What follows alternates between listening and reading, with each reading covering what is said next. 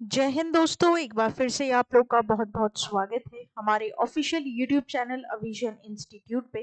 मैं हूं आप लोगों के साथ उर्वशी सिंह। और दोस्तों, आज जैसे कि आप लोग अपने स्क्रीन पर देख पा रहे हैं, हम बात करने वाले हैं top 10 current affairs based on 28 of July 2023। और दोस्तों, ये जितने भी हमारे करंट अफेयर्स के सेशन रहेंगे, मैं आप लोगों को आगे बढ़ने से पहले बता दूं कि ये स्पेसिफिकली आरआरबी पीओ के लिए यहाँ पर डेडिकेटेड हैं। तो जो भी एस्पिरेंट्स हमारे अपकमिंग सितंबर में आरआरबी पीओ मेंस का जो एग्जाम होने वाला है उसको अगर सीक कर रहा है, उन सभी के लिए मोस्ट इम्पोर्टेंट सेशंस ये रहेंगे। यहाँ पर हम 10 करंट अफेयर्स को डेली दोस्तों पढ़ते हैं, और साथ ही साथ ना केवल स्टैटिक बल्कि जितने भी आपकी नॉलेजेबल इंफॉर्मेशन जो आपके एग्जाम पॉइंट ऑफ व्यू से इंपॉर्टेंट रहती है, सब हम डिस्कस करते हैं विद एमसीक्यू। तो एंड तक इस वीडियो को जरूर देखिएगा, और जो नया जुड़ा है, मेरी दरख्वास्त है कि आप लोग चैनल को सब्सक्राइब जरूर कर लें। स्टार्ट करते हैं आज के हमारे सेशन को with the news number 1। That is an important day known as national broadcasting day. तो दोस्तों, नेशनल ब्रॉडकास्टिंग डे यहाँ पर मनाया जाता है, और मैं आप लोगों को बता दूं कि 1927 से इस दिवस को मनाया जा रहा है। ठीक है, और यहाँ पर इसका क्या सिग्निफिकेंस है, क्या हिस्ट्री, सारी बातें हम करेंगे एक एक कर कर। दोस्तों, हर साल 23 जुलाई को यहाँ पर नेशनल ब्रॉडकास्टिंग डे मनाया जाता है to profound influence of radio in our lives, and this significant day marks the inception of India's first ever radio broadcast known as All India Radio. To celebrate this occasion, All India Radio organized a symposium in New Delhi focused on discussing the role of broadcasting in shaping a modern India and exploring new mediums of communication.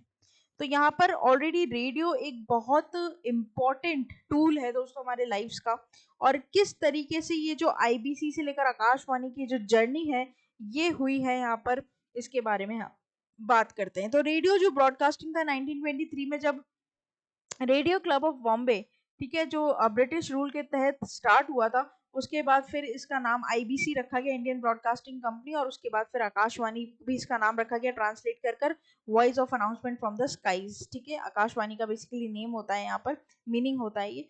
तो यहाँ पर ये आपको ध्यान रखना पड़ेगा। देखो, इसके एस्टेब्लिशमेंट हुआ था पहले बॉम्बे, कैलकाटा और मद्रास में, जिसको आज हम चेन्नई के नाम से भी जानते हैं। और यहाँ पर दोस्तों सब्सिक्वेंटली फुल इंडिया में यहाँ पर ही फिर आया था ऑल इंडिया रेडियो बनकर। ठीक है, तो नेशनल लेवल की ब्रॉडकास्टिंग यहाँ पर होती है, ये बात आपको पता है, और ये बहुत इंपॉर्टेंट रहेगा क्योंकि 1936 में इसका रेडियो स्टेशन स्टैब्लिश किया गया था न्यू दिल्ली में, राइट। तो यहाँ पर ये बेसिकली हिस्ट्री है, लेकिन आपको यहाँ पर ये ध्यान रखना है कि कौन सा डेट यहाँ मनाया जाता है। तो 23 जुलाई, ठीक है, हमारे एग्जाम के लिए इंपॉर्टेंट इसकी डेट रहेगी। और मैं एक और बात आपको बता दूं दोस्तों, कोई थीम नहीं है, तो थीम आपको याद नहीं करनी है, अदरवाइज जब भी इंपॉर्टेंट डे होता है, मैंने अपने सेशंस में आप लोग को बताया है, थीम काफी काफी इंपॉर्टेंट हो जाती है। ठीक है, तो क्वेश्चन किस प्रकार आप यहाँ पर देख सकते हैं कि आ सकता है आपके एग्जाम में, आप यहाँ पर ऑप्ट कर सकते हैं। तो national broadcasting day observed every year on, तो यहाँ पर 4 एमसीक्यू दिए रहेंगे आपको एकदम करेक्ट वाला एमसीक्यू यहाँ पर सिलेक्ट करना है, तो करेक्ट हो जाएगा जुलाई 23। दोस्तों बता दूं कि अगर आपने गलत एमसीक्यू सिलेक्ट करते तो आपकी नेगेटिव मार्किंग होती है, ठीक है, 1/4। तो ये काफी इंपॉर्टेंट है कि जब आप बिल्कुल श्योर हैं कि आपका आंसर बिल्कुल सही है, तभी आप इसे मार्क करें। आगे बात करते हैं न्यूज नंबर 2 के। Oppo India setup first PPP model Atal tinkering lab in Kerala, right. काफी इंपॉर्टेंट है, देखते हैं क्या है ये। ठीक है, तो यहाँ पर ओप्पो इंडिया ने नीति आयोग के साथ कोलैबोरेशन किया है। सबसे पहले तो अटल टिंकरिंग लैब, जो कि पीपीपी मॉडल पर यहाँ पर है। ठीक है, अभी पीपीपी मॉडल क्या है, तो पीपीपी मॉडल है पब्लिक प्राइवेट पार्टनरशिप। ठीक है, एक तो ये चीज मैं आप लोगों को बता दूं, और आगे भी बात कर लेते हैं क्या क्या चीजें हैं यहाँ पर। तो Oppo India setup PPP model at Atal Tinkering Lab in Kerala in collaboration with Niti Aayog's Atal Innovation Mission as its knowledge partner. Now, what is actual Atal Tinkering Lab means, right? ये Atal Tinkering Lab है क्या? देखो, इससे सबसे पहले तो inaugurate किया गया था सेंट पॉल चेस in Kuriachira Thrissur, right, 10th of July को। और यहाँ पर जो राजीव चंद्रशेखर जी, ठीक है, यहाँ पर minister of state of skill development and entrepreneurship यहाँ पर बने हैं। आपको नाम यहाँ पर देखना है, राजीव चंद्रशेखर, राइट। अब देखो सिंपल बात इसका एम क्या है, यहाँ पर मैंने इसको एम भी आप लोग को दिया है कि इस लैब को बनाने के पीछे का एम क्या है। Till 2022 10,000 ATLs, right, were established in 35 states and UTs in India through government grants, and the primary objective of this initiative is to create an empowered future ready workforce and to nurture entrepreneurship and technological skills among the youth.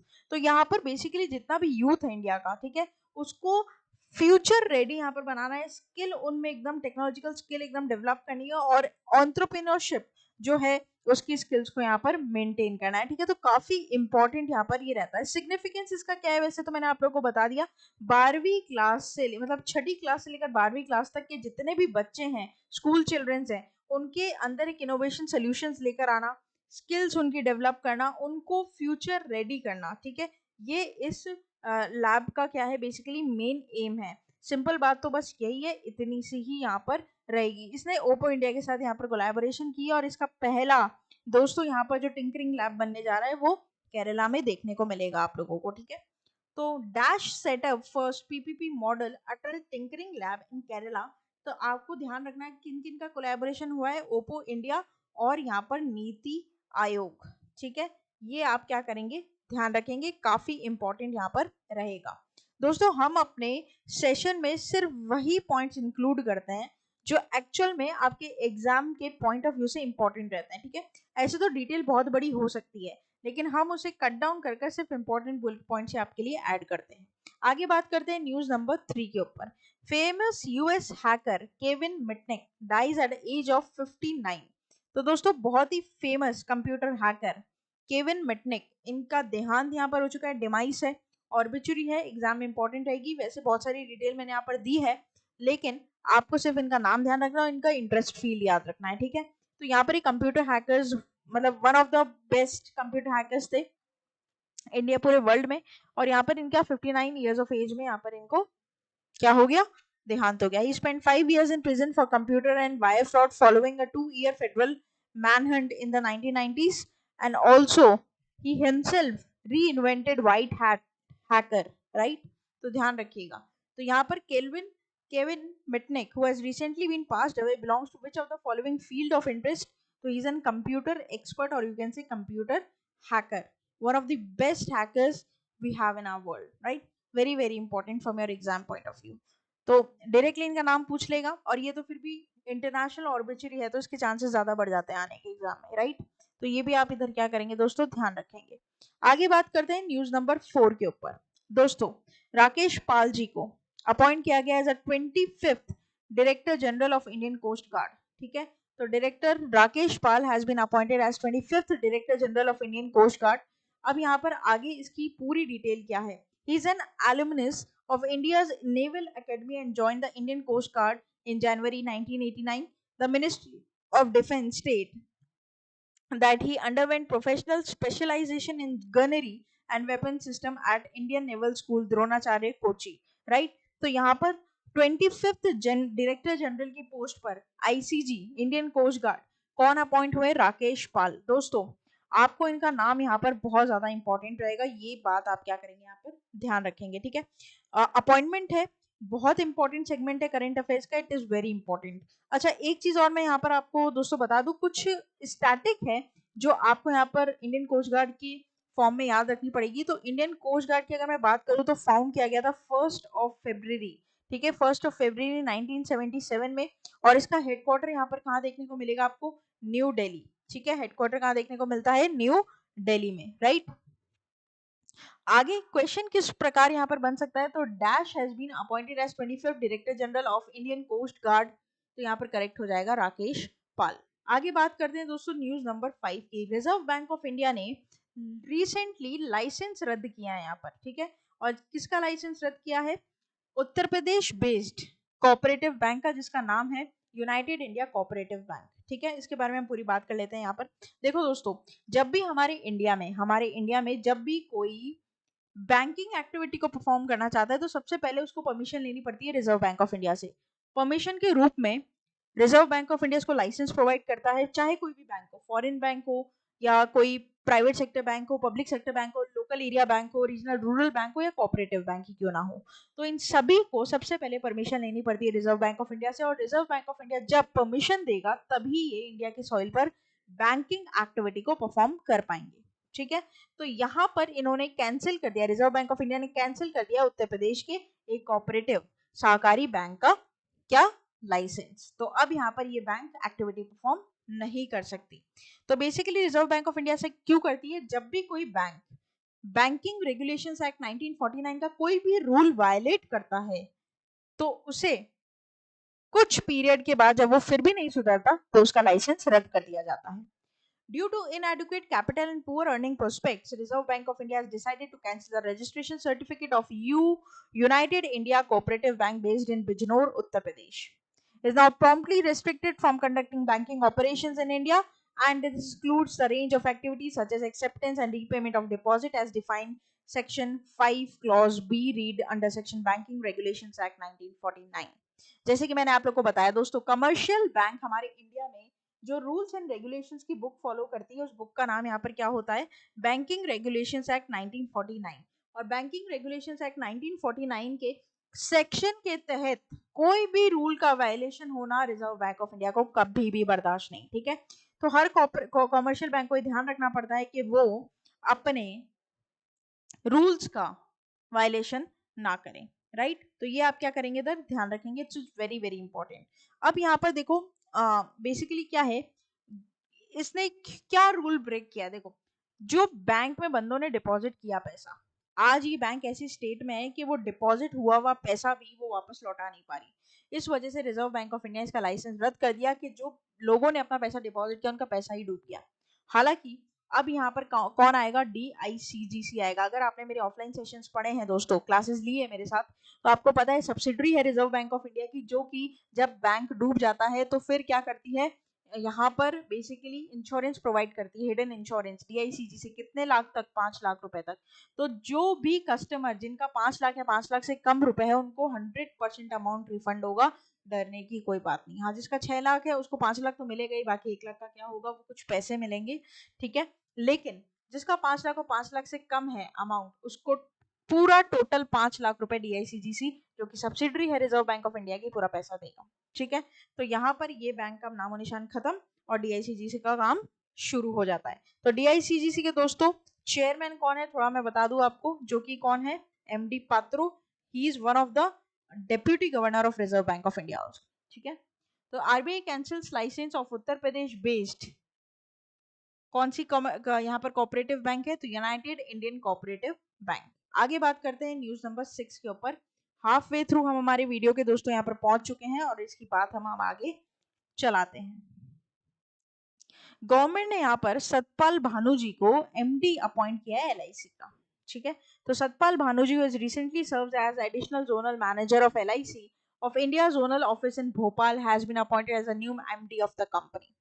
तो पहले सिर्फ zonal office के head थे, लेकिन अब यहाँ पर पूरे LIC इंडिया के हेड बना दिए गए हैं सतपाल भानु जी, और इन्होंने रिप्लेस किया है सिद्धार्थ मोहंती जी को। ठीक है, तो यहाँ पर रिप्लेसमेंट पर बहुत इंपॉर्टेंट क्वेश्चन बनता है, मैंने हमेशा आपको बताया है। आप बस इनका नाम यहाँ पर दोस्तों क्या करेंगे, याद करेंगे। ठीक है, very very important. Government nominee director कौन है, Suchindra Mishra. Managing director Mini Ipe. LIC की बात कर रहे हैं दोस्तों, मैनेजिंग डायरेक्टर हो जाते हैं M जगन्नाथ, और एक और मैनेजिंग डायरेक्टर है Tablesh Pandey. LIC stands for life insurance corporation, largest state owned insurance company है इंडिया की, और इस पर रेगुलेटरी अथॉरिटी है IRDAI, insurance regulatory development authority of India. ठीक है, इसका हेडक्वार्टर आपको कहाँ देखने को मिलेगा, मुंबई में। तो अमंग द फॉलोइंग हु और whom government has recently appointed as MD for life insurance corporation, that is Satpal Bhanu ji, very very important। आगे बात करते हैं न्यूज नंबर 7 की। दोस्तों HDFC को लेकर बात हो रही है। HDFC becomes the second most valuable company, TCS falls to third place। दोस्तों ऑलरेडी मैंने बुलेट पॉइंट्स दे दिए आपको यहाँ पर, है ना। तो मार्केट कैपिटलाइजेशन के हिसाब से HDFC बैंक इंडिया का सेकंड मोस्ट सिग्निफिकेंट माइलस्टोन बनाने वाला कंपनी यहाँ पर बना है, और इसने ओवरटेक कर लिया है TCS को। TCS सेकंड नंबर पे था, अब थर्ड पर आ रहा है, पहला तो रिलायंस है ही। ठीक है, तो HDFC जब मर्ज हो गया है, कौन मर्ज हो गया, HDFC लिमिटेड मर्ज हो गया ना इसके साथ, HDFC बैंक के साथ। इसकी भी पूरी वीडियो आपको मिल जाएगी चैनल पर। पहली बार हमारे इंडिया में ऐसा हुआ है कि किसी सब्सिडरी कंपनी ने पेरेंट कंपनी को एक्वायर कर लिया हो। HDFC लिमिटेड जो एक पेरेंट कंपनी था HDFC बैंक, उसका सब्सिडरी था, तो यहाँ पर HDFC बैंक ने पेरेंट कंपनी को क्या कर लिया, एक्वायर कर लिया। ठीक है, आज के डेट में अगर मैं मार्केट कैपिटलाइजेशन की बात करूँ ना दोस्तों, किसकी, HDFC बैंक की, तो करीबन यहाँ पर आपको देखने को मिल रही है ये मैंने यहाँ पर बताई है, और ये TCS की वैल्यूएशन है। ठीक है, मार्केट कैपिटलाइजेशन क्या होता है दोस्तों, पूरा टोटल वर्थ क्या है किसी कंपनी का। जैसे एक एग्जांपल लेते हैं, मान लीजिए XYZ एक कंपनी है, ठीक है, इसके 100 शेयर हैं, टोटल 100% शेयर हैं, मान लीजिए एक शेयर है 100 रुपए का, तो 100 शेयर कितने हो गए, तो यहाँ पर 100 शेयर हो गए आपके, ठीक है, यही कुछ बनेगा आपका 10,000 रुपए का, ठीक है, या 1000 मानते हो तो 1 लाख रुपए का। ठीक है, तो 1 लाख रुपए इसकी मार्केट कैपिटलाइजेशन होगी। जैसे सपोज करिए HDFC बैंक है, ठीक है, HDFC बैंक के टोटल शेयर है मान लीजिए 1 लाख, ठीक है, जो उसकी 100% कंपनी को डिवाइड करते हैं, और एक शेयर इसका है मान लीजिए 100 रुपए का, तो 1 लाख इंटू 100 जितनी भी इसकी वैल्यू आएगी वो इसकी टोटल मार्केट कैपिटलाइजेशन हो जाएगी। ठीक है, तो dash become second most valuable company, TCS falls to third place, that is HDFC bank. आगे बात करते हैं न्यूज नंबर 8 की। दोस्तों, भूपेश बघेल जी यहाँ पर अनाउंस कर चुके हैं अपना हाउसिंग प्रोजेक्ट। ठीक है, इसके बारे में हम पूरी बात कर लेते हैं, ग्रामीण आवास न्याय योजना के अंडर। तो यहाँ पर भूपेश बघेल जी ने क्या किया है, न्यू रूरल हाउसिंग स्कीम को बेसिकली नाम दिया है ग्रामीण आवास न्याय योजना on 19th of July। The new housing scheme named Gramin Awas न्याय योजना launch by Chhattisgarh government and CM Bhupesh Baghel with an objective to provide the free housing facility to the poor in the state. Grameen Awas Nyaya Yojana will cover up those families who are not eligible for PM Awas Yojana based on 2011 SECC, right? तो यहाँ पर basically Chhattisgarh government Bhupesh Baghel ji ने यहाँ पर ये ग्रामीण आवास न्याय योजना rural लोगों के लिए यहाँ पर बनाई है, और ये मॉनसून असेंबली सेशंस में दोस्तों हुई है। बजट इसका 100 करोड़ रुपए है। ठीक है, 100 करोड़ रुपए का पूरा प्रोजेक्ट का इसका बजट है। ये आपको इधर क्या करना पड़ेगा, ध्यान रखना पड़ेगा, काफी इंपॉर्टेंट रहेगा आप लोग के लिए, है ना। अच्छा, उसी के साथ साथ इसके बेनिफिशियरीज वगैरह और जो रिक्वायर्ड डॉक्यूमेंट है, जैसे रेजिडेंस सर्टिफिकेट चाहिए, इनकम सर्टिफिकेट, राशन कार्ड, आधार कार्ड, ये सब चाहिएगा, तब जाकर ही घर अलॉट होंगे। ठीक है, तो हु अनाउंस और who launch the new rural housing scheme Gramin Awas न्याय योजना, तो करेक्ट हो जाएगा भूपेश बघेल। आगे बात करते हैं न्यूज नंबर 9 की। Virat Kohli becomes 10th cricketer to make 500 international appearances. दोस्तों, Indian cricket legend Virat Kohli ji, जिन्होंने एक सिग्निफिकेंट माइलस्टोन यहाँ सेट किया है, 10th क्रिकेटर बने पूरी इंडिया की हिस्ट्री में जो कि 500 इंटरनेशनल अपीयरेंसेस कर चुके हैं। ठीक है, इसके अलावा इस लिस्ट में इंडियन प्लेयर्स की बात करूं तो सचिन तेंदुलकर, राहुल द्रविड़, MS धोनी है। ठीक है, और यहाँ पर कोहली जी का जो एक्सेप्शनल करियर रहा है, जिसमें 274 ODIs, 115 T20s, 111 टेस्ट मैचेस यहाँ पर देखने को मिले हैं। तो हिस्टोरिक अचीवमेंट है, ऑलरेडी ग्रेटेस्ट प्लेयर्स में से एक हैं विराट कोहली, जिनका स्टेटस आता है। तो dash becomes 10th cricketer to make 500 international appearances, तो करेक्ट हो जाएगा विराट कोहली। आगे बात कर लेते हैं, लास्ट हमारी दोस्तों न्यूज रहेगी आज के सेशन की आपके और मेरे साथ, news number 10। Ashok Leyland bags major orders worth ₹800 crore from Indian army. तो यहाँ पर दोस्तों अशोक लेलैंड ने इंडियन आर्मी से 800 करोड़ के नए ऑर्डर्स यहाँ पर लिए हैं। इस कॉन्ट्रैक्ट में जो इंटेल है वो सप्लाई की जाएगी 4x4 फील्ड की artillery tractors and 6x6 gun towing vehicles. ठीक है, नेक्स्ट एक साल में, नेक्स्ट 12 महीने में 800 करोड़ के ये ऑर्डर अशोक लेलैंड पूरे करेगा और इंडियन आर्मी को सप्लाई करेगा, जो भी यहाँ पर ऑर्डर किया गया है, बेसिकली ट्रैक्टर्स और ट्रक्स वगैरह। अशोक लेलैंड के MD CEO की बात करूँ तो दोस्तों इनका नाम जरूर याद रखना, शीनू अग्रवाल। ठीक है, इनका नाम क्या हो जाता है, शीनू अग्रवाल। देखिए ये सारी यहाँ पर ऑर्डर्स किए गए हैं, एंटेल की गई है 4x की फील्ड आर्टिलरी ट्रैक्टर, 6x6 की gun towing vehicles next 12 months में। ठीक है, the vehicles are dedicated for the use of artillery battalions of Indian army to effectively tow light and medium guns. ठीक है, वेरी वेरी इंपॉर्टेंट। अच्छा, कितने करोड़ का हो रहा है, 800 करोड़ का हो रहा है, ये आपको इधर क्या करना है, ध्यान रखना है, अशोक लेलैंड। ठीक है, तो ये था दोस्तों हमारा पूरा टॉप 10 करंट अफेयर्स का सेशन। इसी के साथ साथ लास्ट यहाँ पर आप देख लीजिए इसका क्वेश्चन कैसे बनेगा। डायरेक्टली आपको अमाउंट पर क्वेश्चन यहाँ पर पूछ सकता है कि कितने का ऑर्डर यहाँ पर मिला है, तो आपको ध्यान रखना है 800 करोड़ का यहाँ पर दिया गया है। ठीक है, तो इसी के साथ साथ इस वीडियो को यहीं पर विश्राम देंगे। आशा करेंगे कि वीडियो आप लोग को यहाँ पर अच्छा लगा होगा, इन्फॉर्मेटिव लगा होगा, हेल्पफुल लगा होगा, और जो जिन बच्चों को करंट अफेयर्स करने में दिक्कत आती है उनको एक गाइड यहाँ पर मिला होगा कि किस तरीके से आपको करंट अफेयर्स पढ़ते हैं। और घबराने की और चिंता करने की कोई बात नहीं दोस्तों, रिवीजन वीडियोस भी आपको इसी चैनल पर मिलेंगे। होम सेक्शन पर डेली करंट अफेयर्स आप फॉलो कर सकते हैं और ना केवल यूट्यूब बल्कि फेसबुक, ट्विटर और इंस्टा पर भी हम 24/7 आपके लिए अवेलेबल हैं। शॉर्ट्स जरूर देखिएगा, 1 मिनट में आपकी नॉलेज को अपलिफ्ट करेंगे। लाइव कंटेंट और प्लेलिस्ट कम्युनिटी बेस पर जाकर एमसीक्यूज आप सॉल्व कर सकते हैं। सब्सक्राइब करना ना भूलें, बेल आइकन को जरूर प्रेस कर दें। और साथ ही साथ दोस्तों आप लोग विजिट कर सकते हैं हमारी official website that is avision.co.in, जहां पर आपको सभी प्रकार की लाइव क्लासेस, टेस्ट सीरीज और प्राइम मेंबरशिप सब कुछ मिलेगी। Without any hesitation, you can contact us on our WhatsApp and you can join me directly on Telegram channel for all the PDF and link of these sessions. तो फिर देर किस बात की दोस्तों, जुड़े रहिए, बने रहिए और देखते रहिए आगे वाले और फ्रूटफुल सेशंस। तब तक के लिए thank you so much and have a nice day.